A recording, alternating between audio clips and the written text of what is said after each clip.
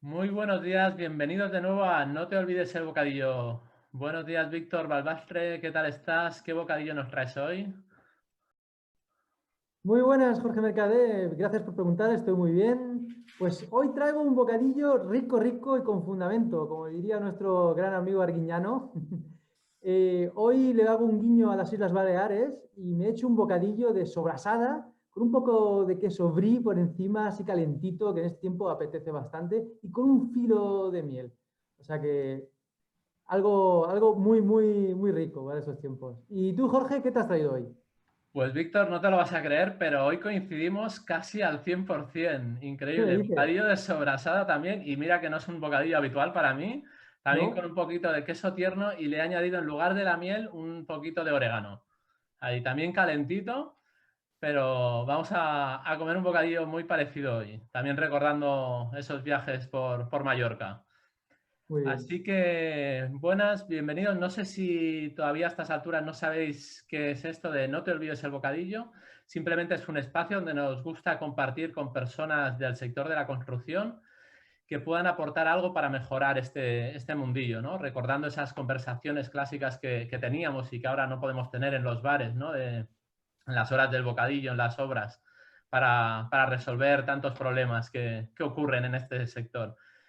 Y para ello queremos saber hoy, Víctor, quién nos acompaña hoy, por favor.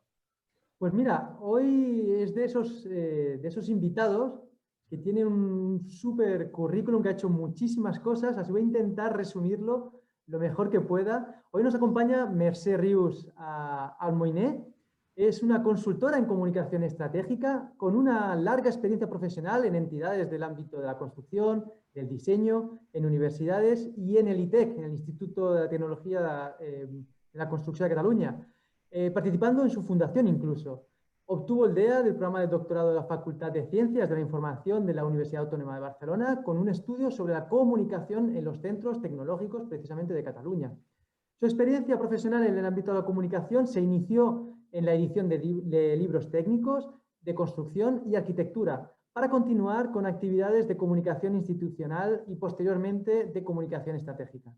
Dispone de formación pluridisciplinar entre la técnica, las humanidades y la comunicación. Es arquitecta técnica, es licenciada en Historia del Arte, es dirección de Marketing y Comunicación en MESADE, suficiencia investigadora en comunicación por la Universidad Autónoma de Barcelona, en fin, un muy buen currículum, y además ha escrito el libro Comunicar bien para liderar mejor, cuyo objetivo es trasladar su experiencia profesional con un texto que detalla el proceso de la comunicación estratégica y de la crisis.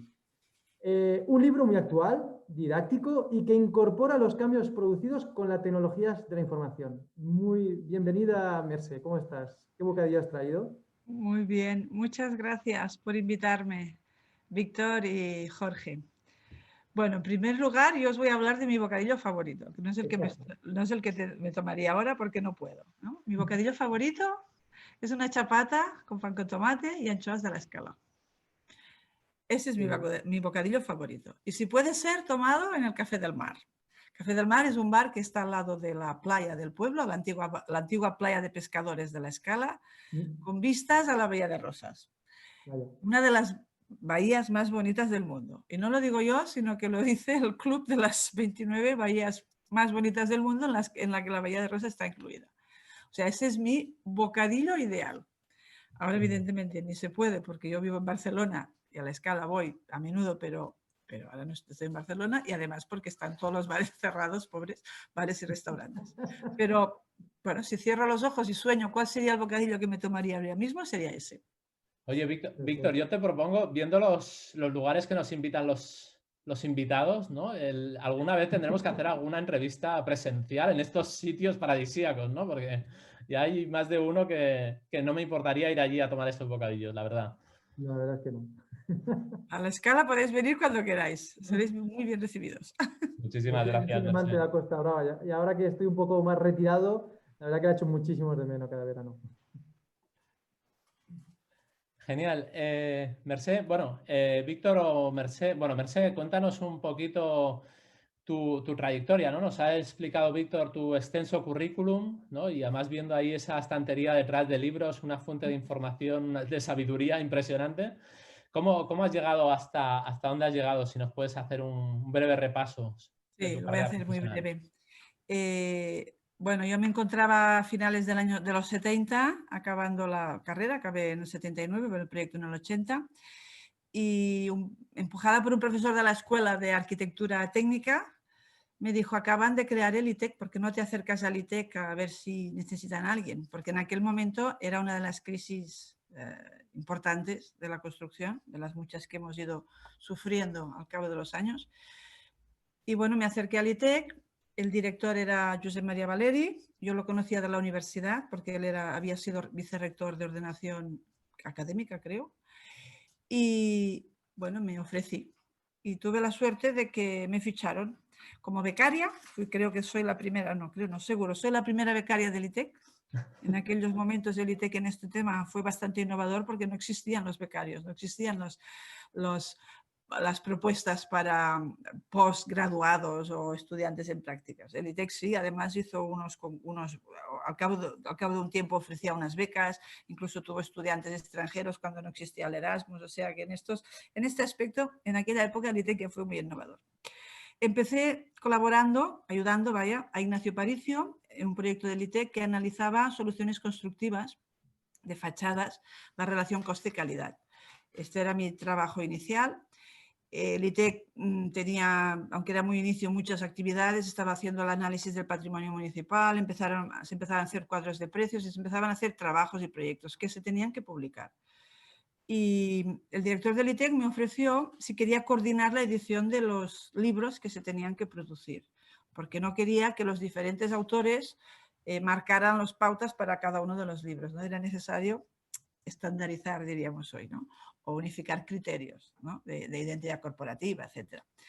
Y bueno, yo acepté. La verdad es que no tenía ni idea de que iba el mundo de la edición. Yo en la escuela, recuerdo el Jiménez Montoya arriba y abajo, era el libro de consulta en aquella época, si os acordáis, ¿no? Hasta yo lo estudié también. Y bueno, lo acepté, no sé si porque era joven o porque, bueno, me gustan los retos en el fondo, ¿no? Lo acepté, pero no tenía ni idea, no había pisado nunca una imprenta, no sabía ni lo que eran cajas altas, ni cajas bajas, ni pantones, ni cuatricomías, no sabía absolutamente nada. Pero tuve la suerte de que, bueno, de que empecé al lado de profesionales muy importantes externos, un diseñador gráfico como Claret Serrahima, que en aquella época pues empezaba, pero era ya un gran profesional, impresores también que fueron grandes profesionales con los que aprendí muchísimo y descubrí, bueno, que era un mundo apasionante porque cada vez que tenía que salir un libro, bueno, el estado de nervios, de a ver, habrá salido bien, no habrá salido bien, todo el esfuerzo que ha habido detrás de la edición. Claro, en aquella época no habían ordenadores personales, todo se mecanografiaba, pero cuando lo llevabas a la imprenta lo tenía que volver a fotocomponer. Los errores, se recortaba una línea y se añadía una letra que faltaba porque allí había un error o faltaba un acento. O sea, era un sistema muy, muy, muy manual. Había todo un proceso de pruebas y revisiones y tal, pero bueno, nunca, por suerte, nunca he tenido que repetir la impresión de un libro, pero era como un proceso muy delicado. No te podías arriesgar, no podías correr ningún riesgo de que hubieran errores, ¿no? Bueno, ya os decía, fue un tema que me apasionó, me gustaba mucho, lo pasaba bien y a partir de ahí, pues al cabo de un tiempo, pues empecé con otras actividades de lo que sería hoy la comunicación externa, ¿no? Organizar congresos, jornadas, los premios Construmat en el año 85 y así fui ampliando, ¿no? Construcción efímera en exposiciones y en stands, ampliando un poco el abanico de temas de comunicación que no eran de mi ámbito a nivel de formación, pero que, bueno, me entusiasmaba tanto el trabajo que yo creo que con un poco de sentido común, apoyándote en profesionales que te envuelven, te sales y empiezas un camino que no era el que tenías pensado, pero que lo acepté y lo trabajé. Después, a finales de los 80, bueno, cambié de rumbo, me fui al mundo de los stands y al mundo del diseño. En Barcelona, antes de las Olimpiadas, era la ciudad del diseño, ¿por qué no? Era, bueno, pues desde Barcelona Centro de Diseño, pues estuve montando exposiciones por el mundo, editando libros de diseño, organizando los premios europeos de diseño, o sea, una serie de actividades que la verdad es que, lo que os comentaba, ¿no? Tipo de actividades que me gusta mucho realizarlas, que necesitas toda una metodología, que necesitas ser muy exigente en el trabajo, porque cualquier error, seguramente la mayoría de trabajos, pero cualquier error en la presentación de un acto o en la impresión de un libro o en una exposición o en un stand puede traer consecuencias tremendas, ¿no? Y a partir de ahí, bueno, luego me formé también y, bueno, he ido adecuándome al tsunami de los cambios tecnológicos que se han producido, porque ha sido una situación, parece que vayamos a contrarreloj. Me he ido adaptando, la verdad es que todo el tema de nuevas tecnologías me gusta muchísimo, lo encuentro increíble, ¿no? La facilidad con que podemos realizar cosas, la cantidad de espacios nuevos que se abren, de situaciones nuevas que se crean, de facilidad de contactar, bueno, yo pienso que, y esto todavía hay que ver cómo continúa, ¿no? A ver cómo continúa evolucionando, ¿no, Mercè, todo esto? Sí, ¿no? Que te has ido sí, adaptando al mundo, a las situaciones, a diferentes crisis y has sí. seguido creando, innovando nuevas posibilidades y siempre muy ligada al ámbito de la comunicación, que teníamos muchas ganas de esta entrevista, ¿no? Por ligar estas dos palabras, ¿no? Construcción y comunicación, ¿no? Porque realmente nosotros consideramos que es un factor clave, ¿no? Para que las obras funcionen y se consigan los objetivos propuestos, ¿no? Y sí que nos gustaría, hablando de esta parte tecnológica y quizá de alguna otra que quieras añadir, ¿hacia dónde ves que vaya todo este sector, ¿no? ¿Cómo intuyes que puede evolucionar, ¿no? La construcción y más con toda la situación de crisis actual, ¿no? Con el COVID y de qué manera todo esto puede revolucionar y cambiar este sector. Bueno, yo creo que la construcción ya ha empezado el camino, pero no todo el sector, hacia la digitalización, hacia el trabajo colaborativo y evidentemente, hacia la sostenibilidad y la eficiencia. Entonces, las herramientas de Lean Construction, de BIM y de los contratos colaborativos de IPD, yo creo que son el futuro. El problema es que, bueno, ya lo sabéis, ¿no? Lean, la filosofía Lean, aparentemente es muy sencilla. Implementarla es mucho más complicado, ¿no? La Muchísimo más teoría es muy fácil, ¿no? Luego la realidad. Sí, sí. Y después, bueno, que no siempre se consigue a la primera, no siempre si utilizas en una obra planificación colaborativa, esa obra sale, bueno, se producen, bueno, hay incidencias, pero pienso que es el futuro, no hay vuelta atrás. Desde el ITEC con la Comisión Construimos el Futuro ya se está impulsando. Desde el Comité Técnico de Barcelona de Construcción también se está haciendo muchísima difusión de actividades, de formación, de jornadas, de cafés Lean para difundir y para promover las ventajas del Lean. Y evidentemente la comunicación es un factor clave. Porque si la dificultad de implementar el Lean ya lo es porque hay que romper con un sistema tradicional de funcionamiento basado en un estilo jerárquico, ¿no? Y en cambio, estas nuevas herramientas son totalmente colaborativas, que eso quiere decir que son transparentes y que ponen a las personas en el centro de las acciones, ¿no? Sin una comunicación efectiva, yo creo que es imposible. Es imposible.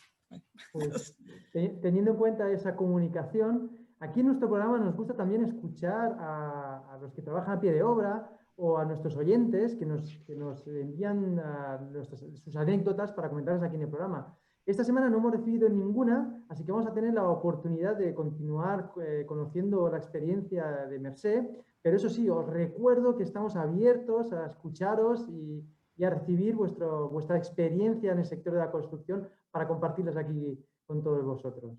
Entonces, Jorge, por favor.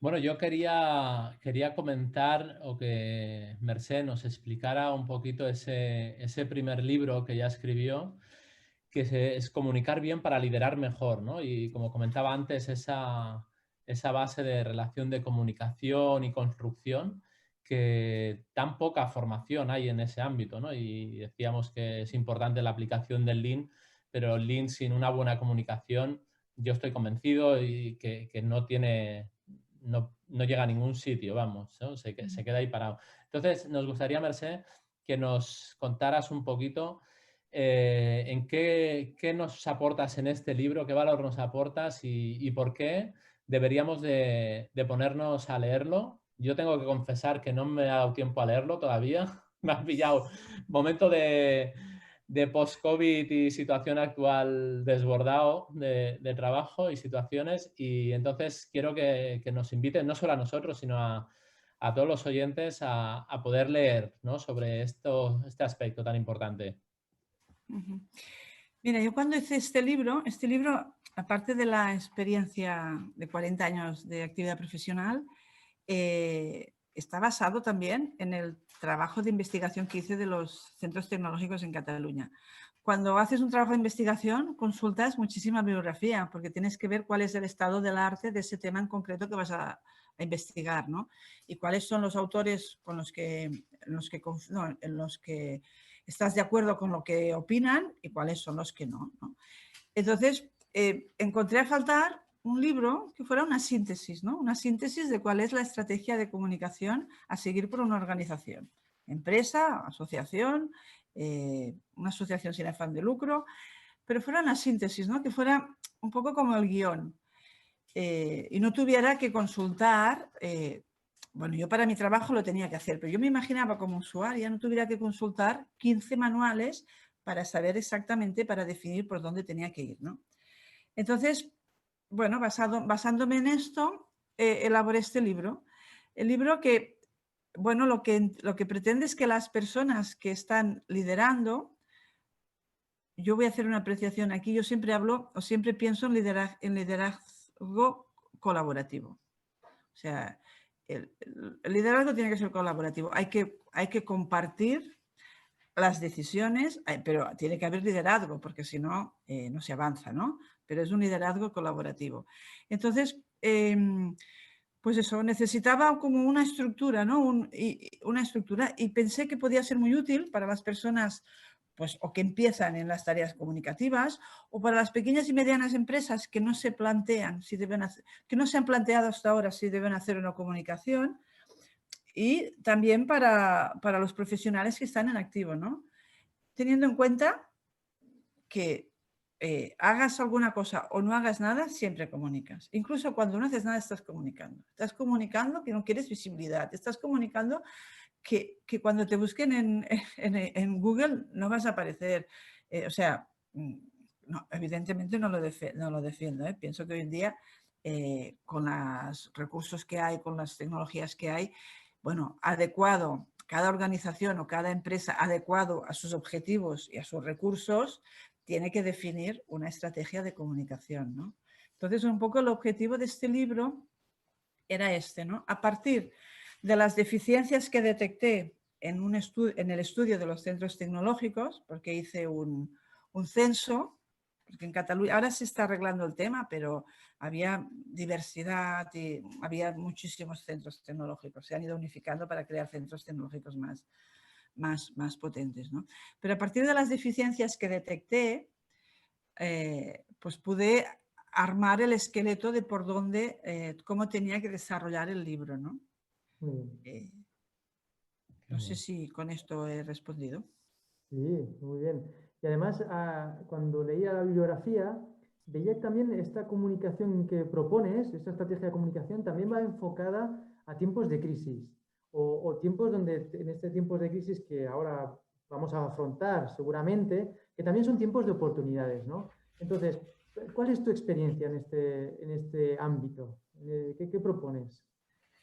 No, yo defiendo que la comunicación se tiene que organizar con la comunicación estratégica de una empresa y la comunicación de crisis, empresa o organización, y la comunicación de crisis. porque, bueno, es la parte más olvidada, ¿eh? La comunicación de crisis es la parte más olvidada. Algunas administraciones y algunas empresas grandes, pero ¿qué pasa con las crisis? Que la mayoría se ven venir, se sienten, porque pueden haber problemas entre el personal, problemas económicos, problemas de infraestructura, problemas, es igual, se ven venir. Y una crisis mal gestionada puede tumbar la reputación de una empresa con una facilidad increíble. ¿Qué pasa? Que si se prevén posibles situaciones de crisis, y está desarrollado quién va a formar parte del comité de crisis, qué recursos se van a tener, no sé, dónde están ahora, porque la mayoría ya está la información en la nube, pero hace unos años a lo mejor es que no tenías ni posibilidad de tener información para hacer una nota de prensa, ¿no? ¿Quién va a ser el portavoz? No pueden ser todos los trabajadores de una organización, de una empresa, no pueden ser los portavoces, porque entonces empiezan a correr rumores y la información se distorsiona y no es válida, ¿no? Entonces es un aspecto muy importante, pero es un aspecto muy olvidado. Bueno, yo, por suerte, no he tenido situaciones de crisis comunicativas. Bueno, quizá la más fue cuando el tema de la luminosis, cuando cayó el edificio del Carmelo en el año 90, finales de los 90, finales del 90, creo que fue noviembre o diciembre, que el ITEC hizo un censo de cuál era la situación en el barrio del Turó de la Peira, ¿no? Y entonces, bueno, llamaban los periodistas, empezaron a haber filtraciones, decían unas cosas increíbles, pero ¿qué sucedía? Que el que había encargado el trabajo era la administración, o sea, el ITEC facilitaba la información a la Dirección General de Arquitectura y Vivienda, pero nosotros no teníamos que ponernos en contacto con la prensa, no era nuestro trabajo. Pero todo y así, bueno, leías el periódico cada día y te encontrabas unas barbaridades increíbles, ¿no?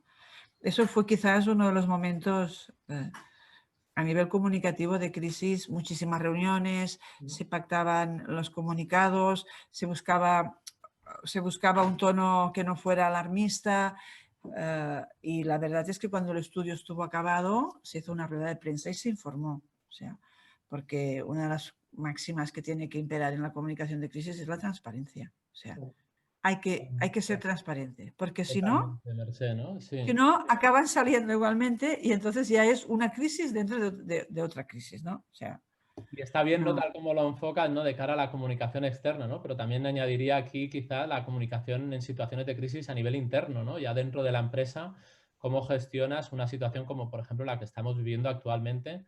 Yo me he encontrado con situaciones ahora muy diferentes, ¿no? A la hora de la gestión por parte de la propia dirección de la empresa, de cómo tratar, cómo seguir en contacto, ¿no? Con los trabajadores en la distancia, con todo lo que estamos viviendo, ¿no? Es un tema fundamental, ¿no? También. Claro, sí, sí. Pero precisamente hoy hay las herramientas para poder, a pesar de que no haya el contacto físico, de que los comunicados tengan que ser online, pero hoy tenemos las herramientas. Están los correos electrónicos, están las herramientas como esta que estamos utilizando ahora para esta sesión, están las redes sociales internas, hay muchísimas herramientas.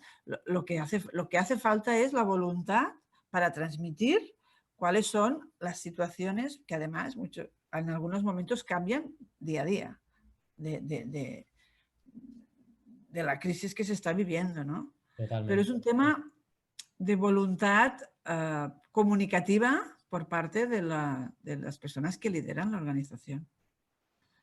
Y para eso, Mercè, no sé, supongo que se puede decir, porque Mercè ya está pensando, bueno, no sé si pensando o escribiendo ya su siguiente libro, y además esta vez lo tienes previsto hacerlo en compañía, ¿no? Me parece. Sí, sí, ¿Nos sí, puedes sí. adelantar algo, alguna primicia ya de este libro? Bueno, estoy preparando, a ver, yo empecé desde el ITEC que estuvimos lanzando actividades de Lean en el 2015, ¿no? Desde entonces he estado organizando pues, toda una serie de actividades, he estado en contacto con asesores y con ponentes de un nivel de calidad altísimo sobre Lean Construction. Entonces, a pesar de que mi parte era básicamente la logística y de que todo funcionara correctamente, pues vas entrando en la materia, ¿no? Y al final, ahora voy a decir una cosa, pero que es cierto, soy una apasionada del Lean. Estoy todavía en un nivel muy bajo de conocimiento y de formación, porque es un tema muy amplio, pero yo lo encuentro, pienso, bueno, creo firmemente que el Lean es el futuro, ¿no? Es el futuro, o sea, no hay marcha atrás. Cuando entras en este campo, creo que ya no puedes volver atrás a un sistema diferente, que no sea pues colaborativo, que no sea de la mejora continua. De hecho, mi manera de trabajar siempre ha sido bastante de acababas un trabajo y tenías que analizar qué había funcionado bien, qué no había funcionado bien, tenías que incorporar mejoras. Esto yo diría que desde que estoy en este campo, en este ámbito de la comunicación, yo lo he aplicado siempre, pero claro, Lean te da las herramientas, ¿no? Entonces, mi idea, ahora una vez finalizado este libro, tenía muchas ganas de hacer un libro sobre Lean y comunicación, ¿no? Cómo la comunicación ayuda a la implementación del Lean, al desarrollo del Lean en diferentes ámbitos, no solo el de la construcción, ¿no? Sino también el de la sanidad, el de servicios, el de distribución, el management. Entonces, es un campo todavía bastante poco trabajado. Igual como del Lean industrial o del Lean Construction, hay bastante bibliografía, de Lean y comunicación hay poca. Y uno de los autores que yo he encontrado es Sam Yankelevich, que es un asesor de Lean afincado en Estados Unidos, en Carolina, pero de origen colombiano. Entonces, bueno, he estado contactando con él porque hemos intercambiado información y tal, y finalmente nos hemos puesto de acuerdo para hacer un libro conjuntamente. Y bueno, estamos muy ilusionados, esperemos que este libro pueda salir el próximo año. Y un poco la reflexión que hacemos es, el Lean aplica a la comunicación, por supuesto, porque la comunicación es un proceso y el Lean aplica a todos los procesos y la comunicación lo es. Algunas de las herramientas del Lean, las 5 S, el Kaizen, muchísimas se pueden aplicar a la comunicación. Y otro aspecto muy importante es visibilizar lo invisible. Hay una parte de la comunicación que no es visible. O sea, los mailings, las acciones que hagas de promoción, eso es visible. Pero las deficiencias comunicativas que se pueden producir entre un emisor de un mensaje y un receptor, eso a veces es invisible. Y eso puede crear muchísima merma, ¿no? Muchísimos problemas en el resultado final de un proyecto, si las instrucciones no se han entendido perfectamente.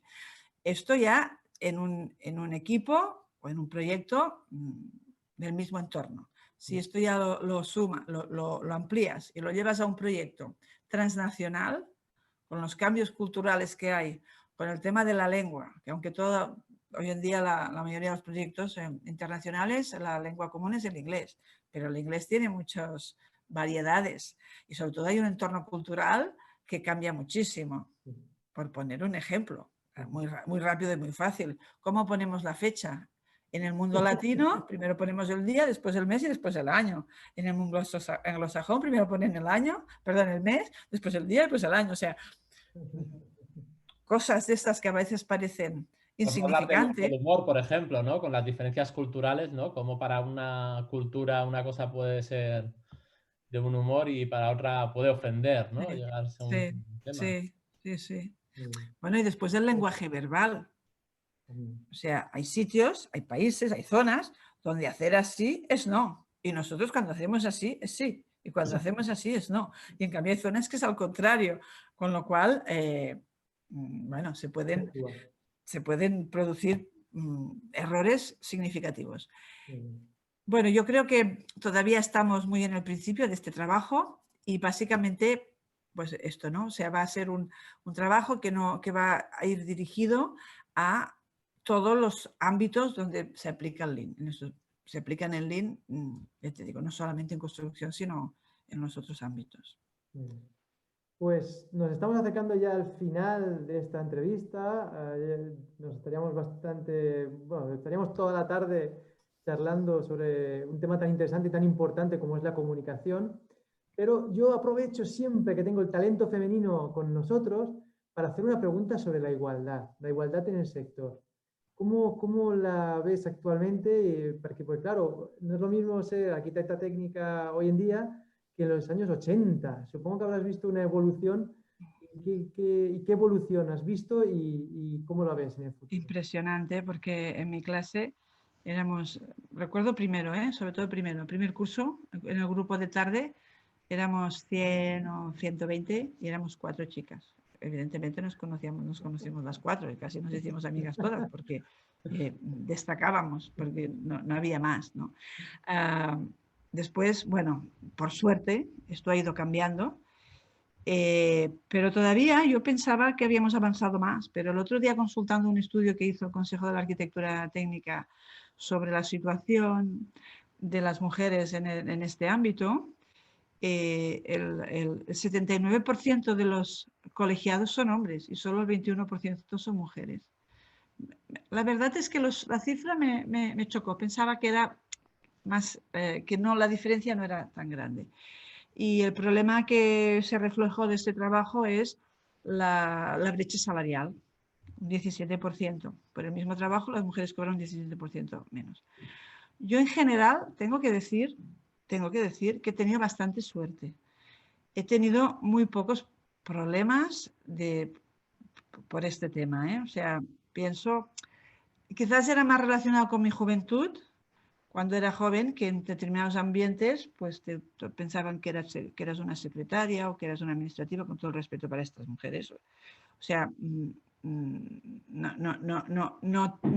determinadas personas, no en mi entorno profesional directo, pero al organizar actividades tienes contactos con muchas personas de otros ámbitos y con muchas jerarquías, ¿no? Esto era un tema que, eso y la expresión "oye nena", eran cosas que me irritaban bastante. O sea, bueno, pienso que el tema de la igualdad se está en el camino, pero todavía falta bastante por recorrer. Porque no es lógico ni es justo. O sea, es que delante de un mismo trabajo, la remuneración tiene que ser la misma, tiene que ser idéntica. Y supongo que el tema del Lean, el incorporar el Lean a la obra, hará más atractivo el trabajo también para ese talento femenino. Esperemos. Tenemos que aprender, ¿no? Porque yo creo que ahí tenéis un paso por delante a nivel femenino, ¿no? En toda la parte de comunicación, yo creo que ahí esa parte colaborativa creo que la tenéis algo más desarrollada que nosotros, la verdad, sinceramente. Sí, seguramente. Yo creo que sí, totalmente de acuerdo. Muchísimas gracias, Mercè, por aceptar nuestra invitación y por acompañarnos este rato tan agradable, compartir este bocadillo. Antes de finalizar, os quería enseñar la fotografía del libro. Claro, por supuesto. Que no lo había hecho. Exacto, ahí está. Bueno, la fotografía no, perdonad, el libro. El libro en sí, sí. Pondremos los datos en la descripción del programa. Exacto, lo pasamos la información. Bueno, muchas gracias. Ha sido un rato muy agradable. O sea, me pasaría horas hablando con vosotros. Gracias. Muchísimas gracias. Pues nos vemos la semana que viene con otro invitado y nada, recordad que juntos construimos un mundo mejor. Hasta la próxima. Muchas gracias. Adiós. Gracias. Adiós. Muchísimas gracias por escucharnos. Si te ha gustado nuestro vídeo, puedes hacer 3 cosas. Dale a me gusta, compártelo con familiares, amigos, compañeros y suscríbete a nuestro canal para recibir la notificación de los próximos vídeos. Esperamos verte muy pronto.